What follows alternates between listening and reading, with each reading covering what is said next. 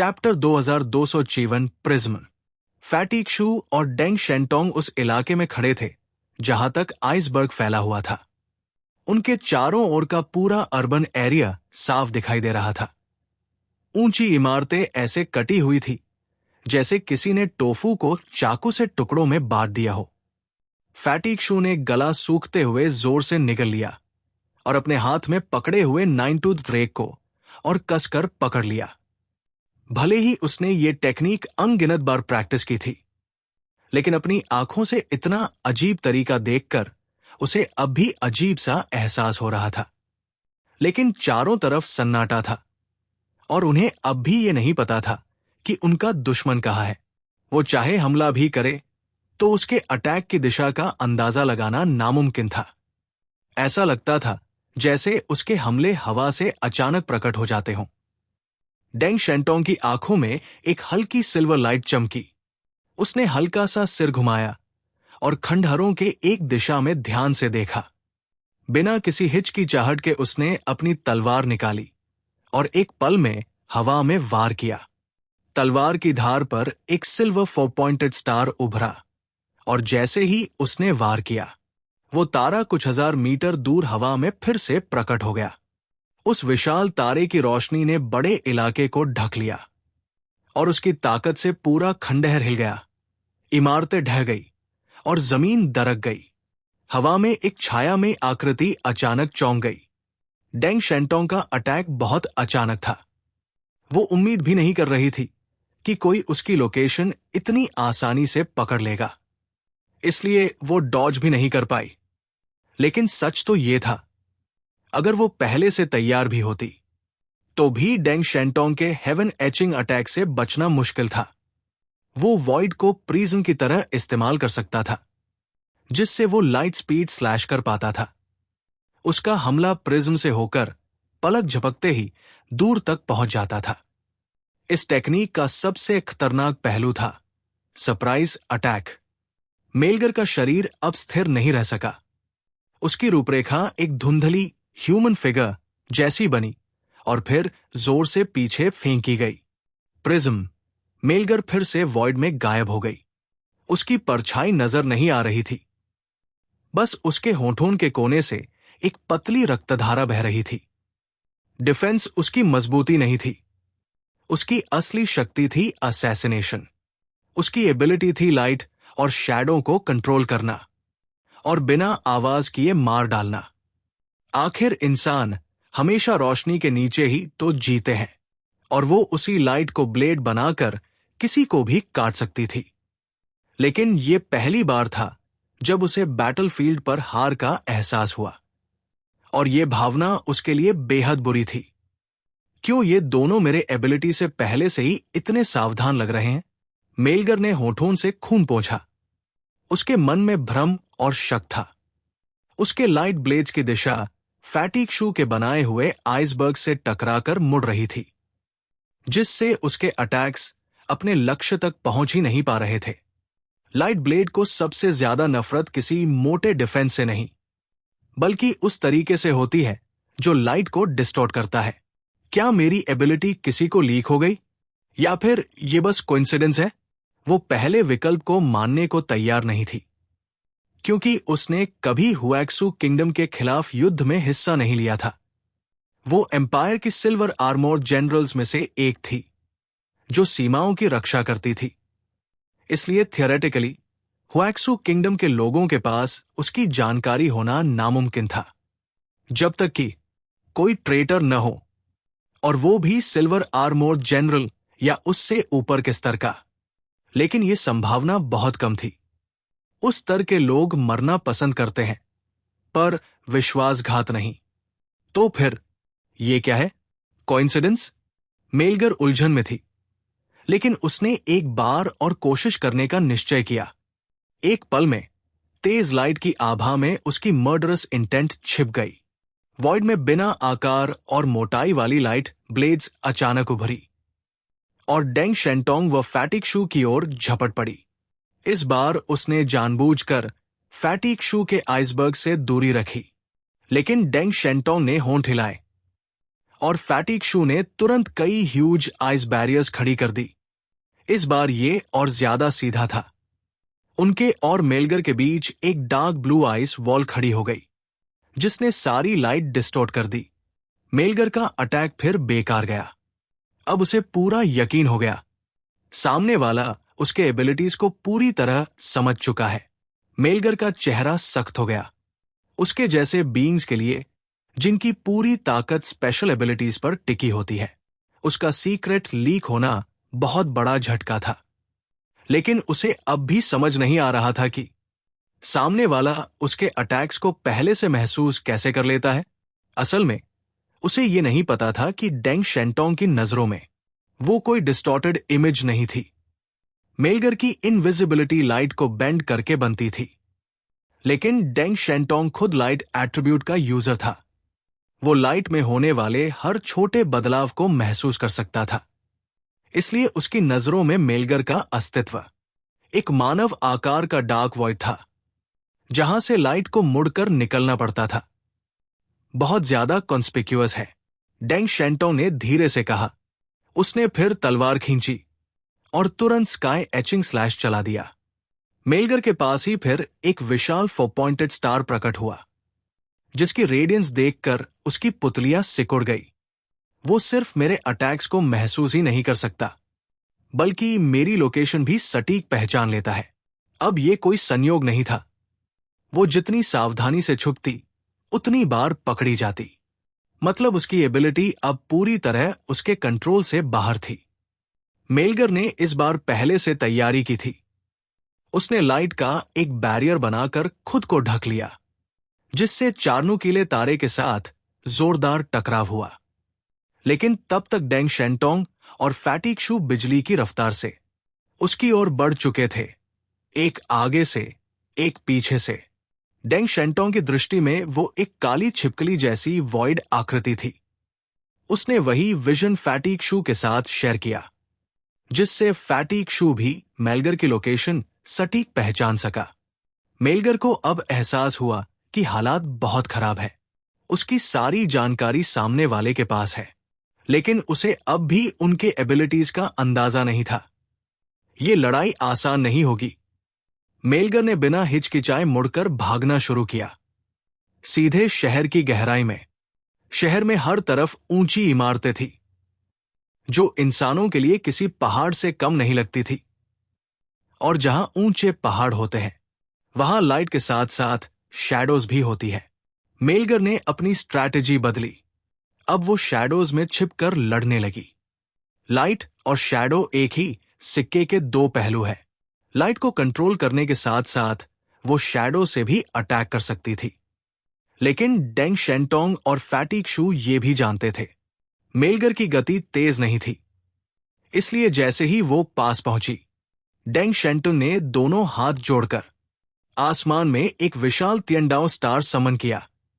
फैटिक शू ने भी अपना 9 टूथ रेक उठाया, और एक पल में उसके चारों ओर आइस एंड स्नो स्टॉर्म घूमने लगा। 5 किलोमीटर के दायरे में तापमान अचानक गिर गया। जमीन और इमारतों पर फ्रोस्ट जम गई और विशाल आइसिकल्स बनने लगे। इन आइसिकल्स और आइस वॉल्स के रिफ्लेक्शन और रिफ्रैक्शन से पूरा शहर उजाले से भर गया। नंगी आंखों से देखने पर अब कोई शैडो बची ही नहीं थी। मेलगर का दिल तेजी से धड़कने लगा। उसे ऐसा लग रहा था जैसे उसके हर कदम, हर सांस अब दुश्मन की निगरानी में है। Chapter 2255 prism 2। डेंग शेंटोंग हवा में उछल गया।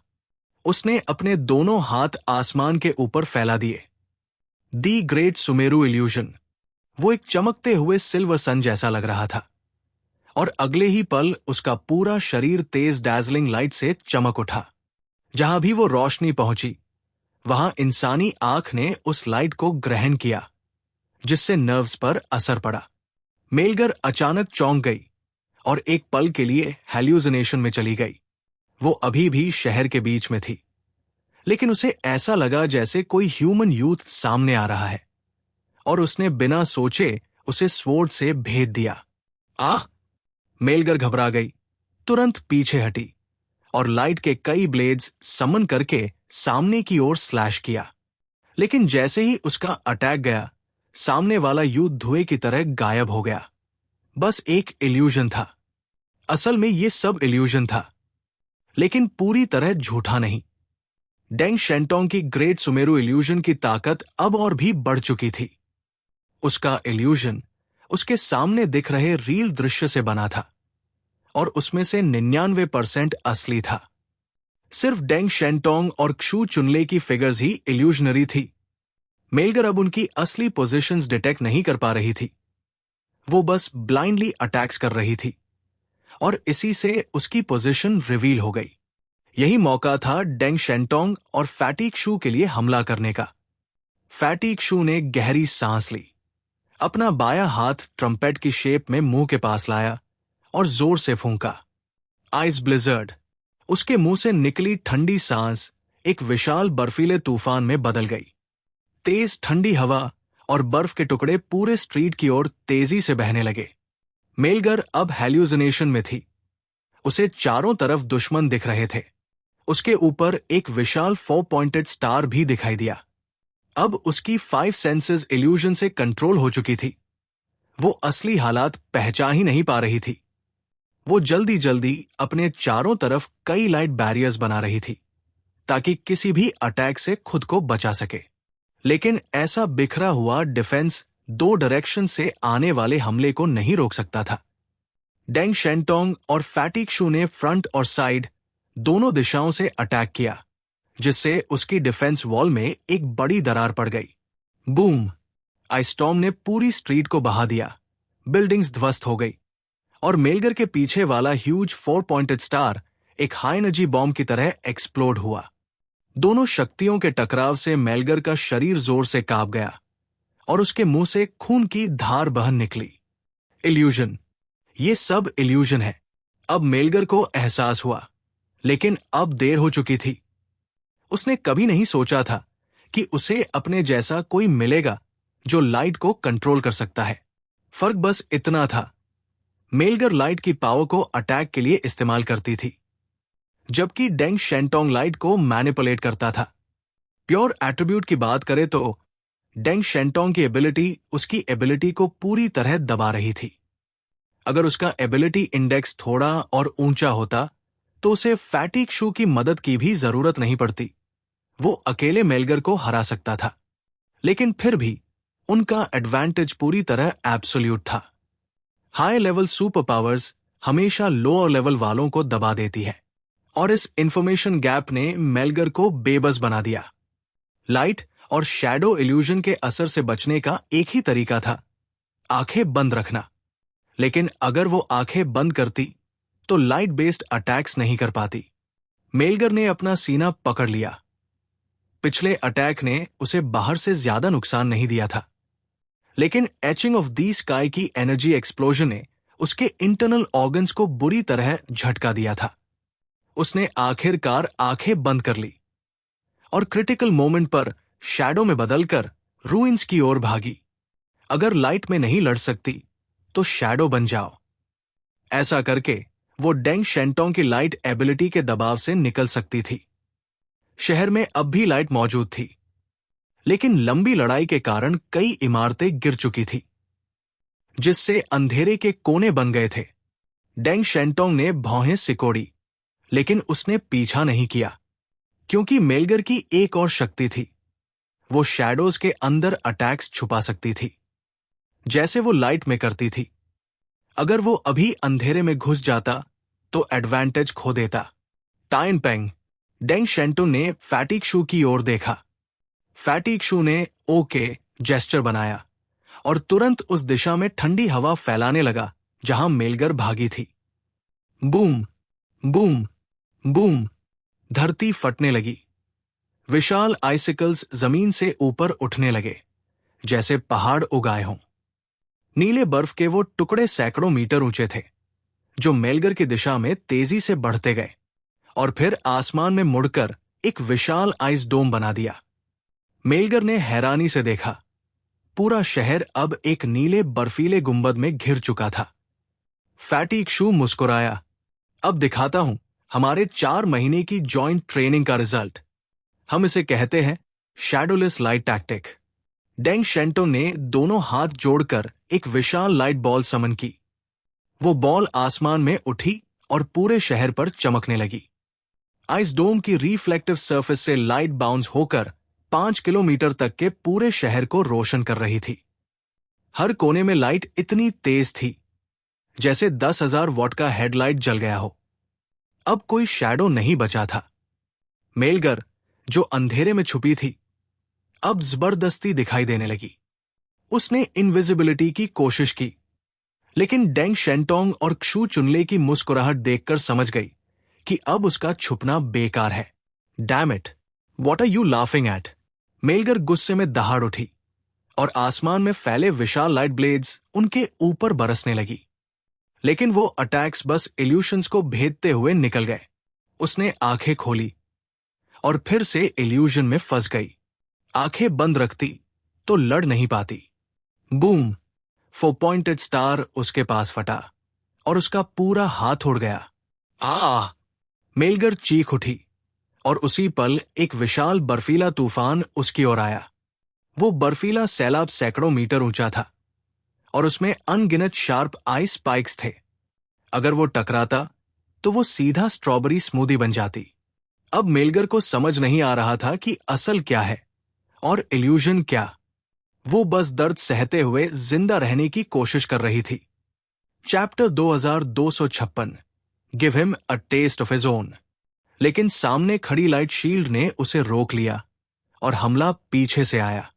तेज बर्फ के कांटे उसके शरीर को चीरते हुए निकल गए और वो भयानक आइस ड्रैगन आसमान में उठा, उसकी देह को ऊपर उठा लिया। मेलगर का शरीर भी एक पल में बर्फ में जम गया और वो पूरी तरह मर गई। जिनकी पावर्स अजीब होती हैं, वो अक्सर जल्दी मरते हैं। ऐसे लोग बहुत ताकतवर तो होते हैं, लेकिन उतने ही कमजोर भी।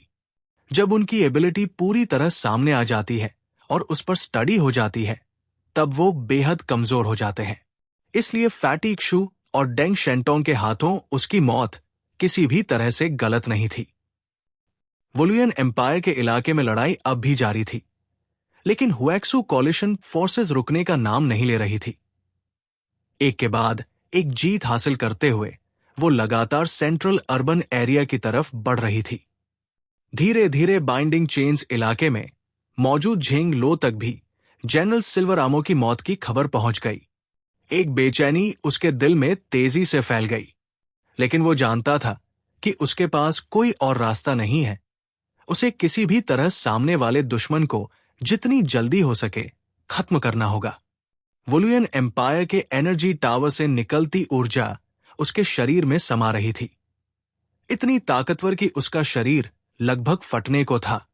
वो झंग यी के पीछे भागा, पागलों की तरह उसका पीछा करने लगा, जैसे अपनी जान की बाजी लगा दी हो। झंग यी को भी ये लड़ाई कितनी मुश्किल थी, ये महसूस हो रहा था। लड़ाई के अनुभव, शारीरिक ताकत और सुपर पावर्स की समझ में झेंग लो उससे कहीं आगे था। लेकिन झंग यी ने पहले से की गई तैयारी और लिंग के लगभग अमर शरीर की मदद से उसे बढ़त नहीं लेने दी। झेंग लो गुस्से में पागल था। उसका शरीर आसमान में काले साए की तरह इधर उधर चमक रहा था, जो हवा में उड़ते सफेद साए झंग यी का पीछा कर रहा था। हर पल वो दोनों हजारों बार टकरा सकते थे। झंग यी लगातार इधर उधर मूव कर रहा था। वो पूरी कोशिश कर रहा था कि झेंग लो से सीधी भिड़ंत न हो। लिंग का शरीर वाकई मजबूत था, लेकिन झेंग लो की उग्रता के सामने उसके अंदर की शक्ति बहुत तेजी से खत्म हो रही थी। अब बस 20% ही बची थी। झंग यी को ऐसा लग रहा था जैसे उसके कम्युनिकेशन डिवाइस की बैटरी खत्म होने को है। जिंगसिन, अब सब कुछ तुम्हारे ऊपर है। अगर ऐसे ही चलता रहा तो मैं ज्यादा देर नहीं टिक पाऊंगा, उसने मन ही मन कहा। झेंग लो काले विशाल पाइथन की तरह था। उसका शरीर हवा में मरोड़ खाता हुआ झंग यी के पीछे दौड़ रहा था। उसके हाथों से निकलती ऊर्जा इतनी डरावनी थी जैसे वो पूरी दुनिया को चीर देगी। वो जोरदार वार करते हुए झंग यी पर टूटा। Mind slash. उसकी सोच जितनी गहरी, वार उतना ही खतरनाक। झेंग लो की सुपर पावर की समझ अब इतनी गहराई तक पहुंच चुकी थी कि वो अपनी एबिलिटी के सीमाओं को लगभग तोड़ चुका था। झंग यी के पास सेकंड हैंड ऑफ टाइम जैसी प्रिडिक्टिव एबिलिटी थी, लेकिन दूरी इतनी कम थी कि उसके पास रिएक्ट करने का समय बहुत कम था। हमले के आने पर उसने अपने शरीर को जबरदस्ती मोड़ा और साथ ही अपने बाएं हाथ से हवा में दर्जनों शैडो लाइंस खींची। वो स्पेस की डायमेंशनल स्ट्रिंग्स थी जिनसे भौतिक दुनिया बनी है। झंग यी ने उन्हीं को खींचकर उस जगह पर भयानक एनर्जी डिसरप्शन पैदा किया ताकि झेंग लो के वार को रोका जा सके। यह तरीका कारगर रहा। माइंड स्लैश की शक्ति काफी हद तक कम हो गई और जो बची हुई एनर्जी थी वो झंग यी को चोट पहुंचाने के लिए काफी नहीं थी। अगर ये ऐसे ही चलता रहा तो तुम्हारी एनर्जी खत्म होने से पहले तुम उसे नहीं हरा पाओगे, फिर तुम्हारी मौत तय है। लिंग ने शांत स्वर में कहा। धन्यवाद, मुझे पता है, झंग यी ने गंभीरता से जवाब दिया। वो जानता था अब और देर नहीं की जा सकती, लेकिन फिलहाल सब कुछ अब भी उसके नियंत्रण में था। दोनों के टकराने के बाद झंग यी ने दूरी बढ़ा ली। झेंग लो के शरीर की सतह पर दरारें पड़ गई, जैसे पके हुए अनार की फटी हुई त्वचा। उन दरारों से हरी मांसपेशियां झांक रही थी। बेहद डरावना दृश्य। ये उस शरीर के टूटने का संकेत था जो जबरदस्ती बहुत ज्यादा एनर्जी खींच रहा था। झेंग लो अब जान की बाजी लगाकर लड़ रहा था ताकि झंग यी को जल्द से जल्द खत्म कर सके। दोनों की ये टक्कर अब तक करीब 2 घंटे तक चल चुकी थी। लिंग के मजबूत शरीर की वजह से झेंग लो उसे मार नहीं पा रहा था, लेकिन झंग यी की जमा की हुई एनर्जी तेजी से खत्म हो रही थी। अगर ये सारी एनर्जी इकट्ठी की जाए तो एक पूरा इंसानी देश मिट सकता था। अब वक्त आ गया है इसे खत्म करने का, झंग यी ने धीरे से कहा। झेंग लो कुछ नहीं बोला। उसने फिर से वही सबसे सरल और घातक हमला चुना, माइंड स्लैश। काली एनर्जी का गोला उसके हाथों में जमा हुआ। उसने पूरी ताकत से उसे झंग यी की तरफ फेंका। वो गोला फट पड़ा और एक विशाल रोशनी की दीवार बन गई जिसने आसमान और जमीन को चीर दिया। लेकिन इस बार झंग यी ने बचने की कोशिश नहीं की। उसने अपने हाथ जोड़े और अपने सामने एक व्यक्ति जितना ऊंचा दरवाजा खोला। Dimensional gate. अपनी सबसे प्रारंभिक अवस्था में झंग यी की डिफेंस कई गेट से नहीं बढ़ती बल्कि घटती है। असल में एक ही दरवाजा सबसे स्थिर होता है और बाहरी एनर्जी को एब्जॉर्ब करने की क्षमता रखता है। उसने अपनी 3000 वर्ल्ड्स में से एक को सप्लाई के लिए रखा था। बाकी सबको मिलाकर यही एक मूल गेट बनाया। अब यह सबसे शुद्ध डायमेंशनल डोर झेंग लो के रुई स्लैश को रोकने के लिए तैयार था। बूम! काली एनर्जी की किरण झंग यी की तरफ बढ़ी और सीधे उस गेट से टकराई। लेकिन इस बार वो गेट टूटा नहीं, बल्कि एक विशाल वैल की तरह उसने सारी एनर्जी निगल ली। झेंग लो की आंखें हैरानी से फैल गई। लेकिन तभी उसे एहसास हुआ, झंग यी ने सेनलियो वैंगसियांग हटा दिया है। अब वो सिर्फ एक दिशा से बचाव कर सकता है। इसका मतलब था कि पीछे से हमला करके उसके शरीर को तोड़ा जा सकता है। झेंग लो ने यह सोचकर झपट्टा मारा, लेकिन उसे लिंग की असली पहचान या उसकी शक्ति का अंदाजा नहीं था। इससे पहले कि वो हमला करता, झंग यी का पलटवार शुरू हो चुका था। वो हवा में शांत खड़ा था और लिंग का मानव रूप इतना सुंदर था कि कोई उसे हथियार नहीं बल्कि सजावट समझे। झंग यी ने गहरी सांस ली और अपना दायां हाथ ऊपर उठाया। इस पूरी लड़ाई के दौरान तुमने जितनी भी एनर्जी मुझ पर फेंकी, अब मैं वही सब तुम्हें लौटा रहा हूं। उसके बोलते ही उसके ऊपर एक विशाल काला तारा प्रकट हुआ। वो तारा गहरा, अंधकारमय और अव्यवस्थित था। उसमें इतनी भयानक ऊर्जा थी जैसे वो किसी भी पल फटकर पूरी सृष्टि को मिटा दे। ग्रेट मार्शल झेंग लो, ये मेरा सबसे ताकतवर हमला है। अब इसे झेलो और देखो क्या होता है। ब्लास्फेमी, झेंग लो ने गरज कर कहा और झंग यी ने एक हाथ से उस विशाल तारे को धक्का दिया। वो तारा जिसमें अनंत अराजक ऊर्जा तूफान की तरह घूम रही थी। सीधा झिंग लो की ओर बढ़ गया। प्यारे दर्शकों, प्लीज वीडियो को 800 लाइक और कमेंट जरूर करें। देखते हैं इस बार हमें कितने लाइक्स मिलते हैं। प्लीज सब्सक्राइब करें। Thank you so much.